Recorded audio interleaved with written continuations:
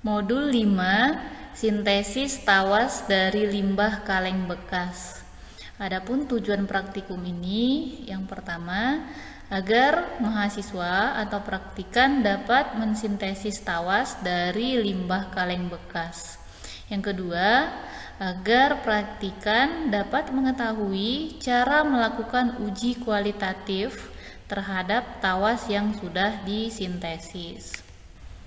Sebagai pendahuluan, yang harus kita ketahui yang pertama, rumus kimia dari tawas yaitu KAlSO4 dua kali yang mengikat 12 molekul air. Kemudian secara fisik, tawas ini dia tidak berwarna dengan bentuk kristal kubik. Ini adalah bentuk kristal dari tawas, bentuknya kubik atau kubus. Nah, dalam sifat kimianya, tawas ini larut dalam air namun tidak larut dalam alkohol, sehingga dalam proses sintesis atau pembuatan tawas kita bisa mencuci sebelum dikeringkan menggunakan alkohol karena tawas tersebut tidak akan larut dalam alkohol. Sifat lainnya, tawas ini stabil di udara dan bersifat sedikit asam. Namun sifat asam ini bisa juga diubah atau bisa berubah menjadi sedikit basa.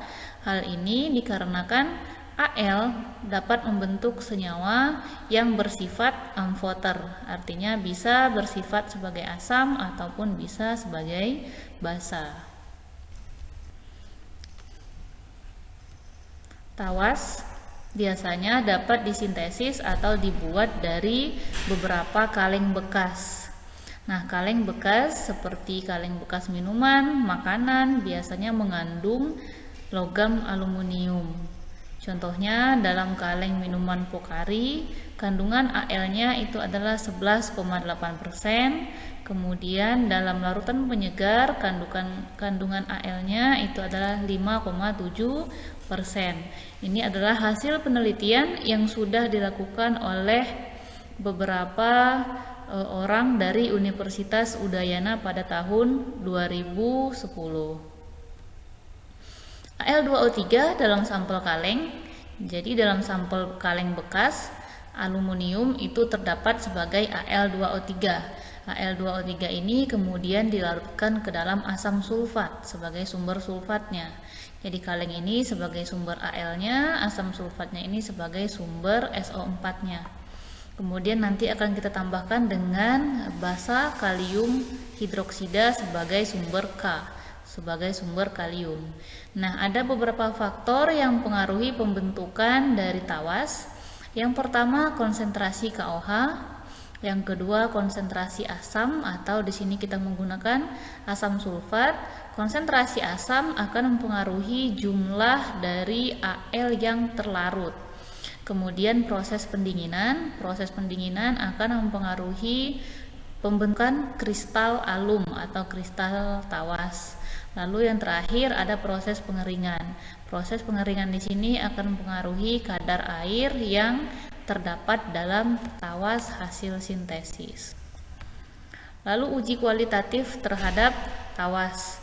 Nah, uji ini bisa dilakukan secara kualitatif ataupun kuantitatif. Untuk percobaan ini kita melakukan uji secara kualitatif, yaitu berdasarkan kegunaan atau fungsi tawas dalam kehidupan sehari-hari. Biasanya tawas ini digunakan untuk menjernihkan air. Nah, dalam hal ini kita ambil sampel tawas atau tawas yang sudah kita sintesis dari kaleng bekas, kemudian kita masukkan ke dalam segelas air yang keruh ya. Ambil sampel berupa air yang keruh, kemudian kita masukkan tawas ke dalamnya. Lalu diamkan beberapa menit, beberapa waktu. Apabila nanti airnya menjadi jernih dan terdapat endapan kotoran di bawahnya, artinya tawas yang kita sintesis itu sudah bagus. Namun, jika nanti airnya tetap keruh dan tidak ada endapan di bawahnya, maka perlu ditinjau ulang kira-kira kekeliruan dalam sintesis terdapat di bagian mana.